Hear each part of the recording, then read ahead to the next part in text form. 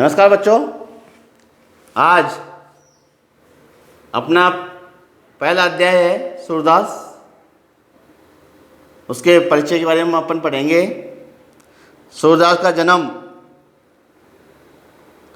संवत 1540 सन 1478 ईस्वी के अंदर हुआ था। इनके जन्म के स्थान के बारे में या जन्म के बारे में विद्वानों में काफ़ी मतभेद है। कई लोग इनका जन्म स्थान आगरा मथुरा के बीच स्थित एक स्थान है रुणकता नामक स्थान पर माना जाता है, और कई विद्वान इनका जन्म स्थान दिल्ली के पास स्थित सिही नामक गांव में इनका जन्म स्थान मानते हैं।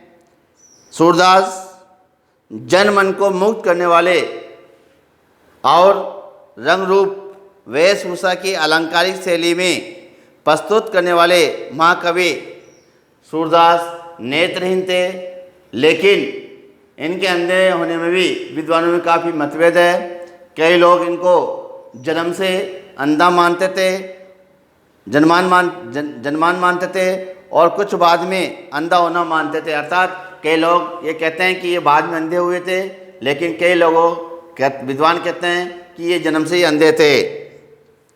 सूरदास मथुरा और आगरा के मार्ग पर यमुना के पास एक स्थान है गऊ घाट। गऊ घाट पर निवास करते थे।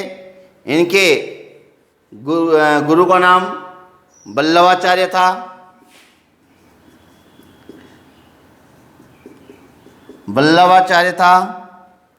इनके उपदेश से प्रभावित होकर भगवान श्री कृष्ण की लीलाओं का इन्होंने ज्ञान प्रारंभ किया। इनका साहित्यिक परिचय, इनके 3 साहित्यिक हैं, जिसके अंदर सबसे पहला सूरसागर, जो सबसे बड़ा ग्रंथ माना जाता है, सूरसारावली और साहित्य लहरी। सूरसागर में भगवान श्री कृष्ण की विभिन्न प्रकार की लीलाओं का वर्णन किया गया है। इसके अंदर बाल वर्णन और भ्रमर गीत सम्मिलित है। सूरसारावली के अंदर जो इनके गुरु हैं बल्लवाचार्य के पुष्टि मार्ग से संबंधित सेवा पर आधारित सूरसागर के पदों का वर्णन किया है। साहित्य लहरी के अंदर इनकी कूट शैली से रचित 118 पद संकलित है। इनकी जो भाषा है वो ब्रज भाषा में इनका प्रयोग किया, ब्रज भाषा का इन्होंने समावेश किया गया है पदों के अंदर। अब इनका पाठ परिचय यहाँ सूरदास के द्वारा रचित सूरसागर से लिए गए 4 पद हैं, जिसके अंदर सबसे पहला पद के अंदर उन्होंने भगवान श्री कृष्ण शिरोमणि कृष्ण राधा से उसका परिचय पूछ रहे हैं, अर्थात अपनी बातों में उलझाकर राधा को अपने संग खेलने को राजी कर रहे हैं। बाकी 3 पदों के अंदर गोपियाँ उद्धव पर, परम मित्र पर व्यंग कस रही है, जो हम इस अध्याय में अपन अध्ययन करेंगे। पहला पद है, बूझत श्याम कौन तो गौरी, कहाँ रहित काकी बेटी देखी नहीं कभी ब्रज खोरी, काय को हम ब्रज तन आवती खेलत रहित अपनी पोरी, सुनत रहित श्रवणनी नंद डोठा, करत फित मांगकर नदी चोरी। इसमें नदी चोरी तुम्हारो कहाँ चोरी हम लहे, खेलन चलो संग मिली जोरी, सूरदास प्रभु रसिक शिरोमणि, बातन बुरई राधिका बोरी। बच्चों, इसमें जब आप इसकी सप्रसंग व्याख्या करेंगे तो व्याख्या करने से पहले सबसे पहले आता है संदर्भ। संदर्भ में अपन ये लिखेंगे, प्रस्तुत पद्यांश, प्रस्तुत पद हमारी पाठ्य पुस्तक क्षितिज में से कवि सूरदास के द्वारा रचित सूरसागर के भ्रमर गीत से लिया गया है। प्रसंग में लिखेंगे कि इसके अंदर भगवान श्री कृष्ण और गोपी के वार्तालाप का वर्णन किया गया है। इसमें भगवान श्री कृष्ण ने राधा को अपने संग खेलने के लिए क्या कर रहे हैं, प्रेरित कर रहे हैं। व्याख्या देखिए बच्चों, बुझत श्याम कुंत तो गौरी, यानी इस कहीं अचानक भगवान श्री कृष्ण के भेंट श्री राधा से भगवान श्री कृष्ण की भेंट राधा से हो जाती है और भगवान श्री कृष्ण से पूछते हैं, हे सुंदरी, ए गौरी, तुम कौन हो, कहाँ रहती हो, काकी है बेटी, और तुम किसकी बेटी हो, देखी नहीं कब ब्रज खोरी, हमने तुमने आज तक ये ब्रज की गलियों में या ब्रज के अंदर कभी आपको देखा नहीं है।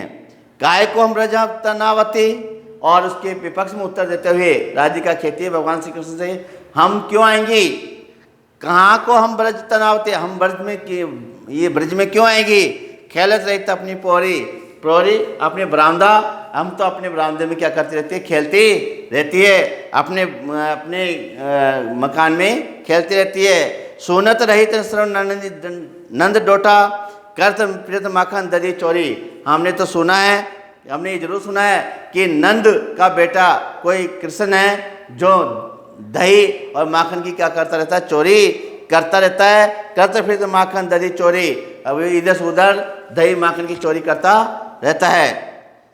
तुम्हारो कहा चोरी हम ले, खेलन चलो संग मिली जोरी, भगवान श्री कृष्ण को उत्तर देते हुए कहते हैं, हे गौरी, हमने तुम्हारा क्या चुरा लिया है, चलो तुम हमारे संग खेलने चलो। अर्थात भगवान श्री कृष्ण अपनी बातों में उलझा करके उसको अपने साथ खेलने के लिए क्या कर लेते हैं, तैयार कर लेते हैं। सूरदास प्रभु रसिक शिरोमणि, बातन बुरही राधिका बोरी, और सूरदास कहते हैं कि उनके प्रभु बड़े रसिक हैं, बड़े रसीले हैं, उनकी मीठी मीठी बातें उनको बनाना खूब आती है। उन्हें बोले वाली राधा को भी अपनी बातों में क्या कर लिया, बैठा लिया है और दोनों साथ खेलने के लिए चल दिया है। और भगवान श्री कृष्ण की मीठी मीठी बातों में आकर के राधिका उनके साथ क्या कर देती है, खेलने के लिए चल देती है।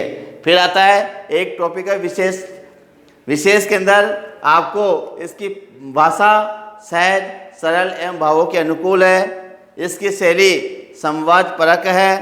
राधा कृष्ण के संवादों में उनकी आयु के अनुरूप सहज वार्तालाप के दर्शन होते हैं। इसके अंदर अलंकार का अनुप्रास अलंकार का प्रयोग किया गया है। इसमें तसम तद्भव शब्दों का प्रयोग किया गया है।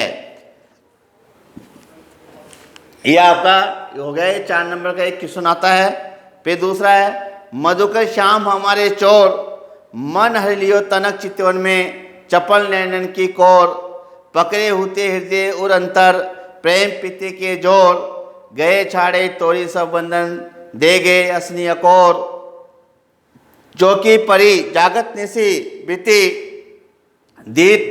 दूत मिलो एक बोर, सूरदास प्रभु सर्वस लूट्यो, नागर नवर किशोर। बच्चों आपने पेंसिल निकाल करके जब मैं कुछ शब्दार्थ बता रहा हूँ उनको आप इंगित कर लीजिए। मधुकर, भंवरा, हर लियो चुरा लिया, तनक थोड़ी सी, चितवन दृष्टि, चपल चंचल, नैन नेत्र, कोर कोना, पकड़े होते पकड़े रखते हैं, जोर बल पर, छड़ाई छुड़ाकर, हंसनी हंसी, अकोर मूल्य, निसी रात में, भौर भौरा, सरबस सब कुछ, नागर चालाक, नवल किशोर भगवान श्री कृष्ण।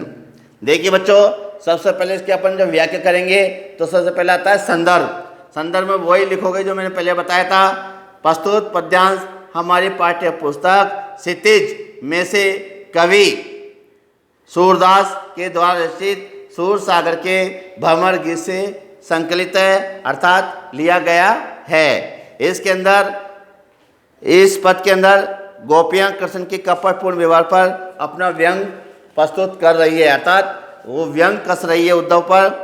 व्याख्या, गोपियाँ उद्धव के वार्तालाप के समय कहीं से आकर मंडराने वाले भौरे को कृष्ण का प्रतीक मानकर उन पर कपट करने का आरोप लगाते हुए कहती है, क्या कहती है, मधुकर श्याम हमारे चोर, मधुकर श्याम हमारे चोर, मधुकर भौरा, अरे भौरे तुम्हारे जैसे श्याम रंग वाले भगवान श्री कृष्ण क्या है, चोर है। अर्थात उन जैसे तुम हो काले हो वैसे भगवान श्री कृष्ण भी काले हैं, वो श्याम वर्ण वाले हैं। वो क्या है? चोर है। मन हरि लियो तनक चितवन में चपल नैनन की कोर, अर्थात उन्होंने अपने चंचल नेत्रों के कोनों से अपनी तनिक सी दृष्टि डालकर हमारे मन को क्या कर लिया? उन्होंने चुरा लिया है। अर्थात उन्होंने अपनी जो चंपल नैन है, चतुर नैन है, उन चतुर नैनों की दृष्टि डाल करके हमारे मन को उन्होंने क्या कर लिया? चुरा लिया है।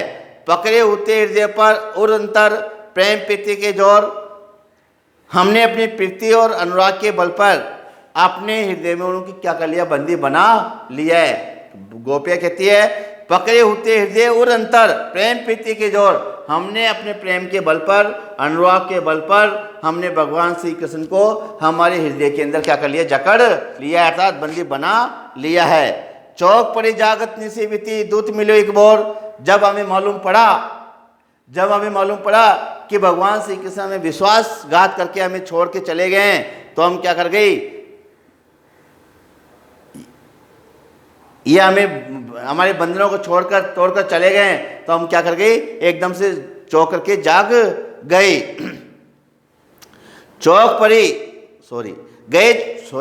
गई छोड़ी तोड़ी से बंधन थे, गए असनी अकोर, उन सारे बंधनों को तोड़ करके हमारे विश्वासघात करके हम एक छोटी सी मुस्कान, एक हंसी, रिश्वत दे करके, असावधान बन करके हमारे हृदय के प्रेम बंधनों को तोड़कर चले गए हैं। चौक पड़ी जागत निसी बीती दूत मिले एक बोर, हम इस चोरी और कपट का पता चलते ही हम लोग चौक करके क्या कर गई हैं? जाग गई हैं। हमारी सारी रातें जागती ही बीती है।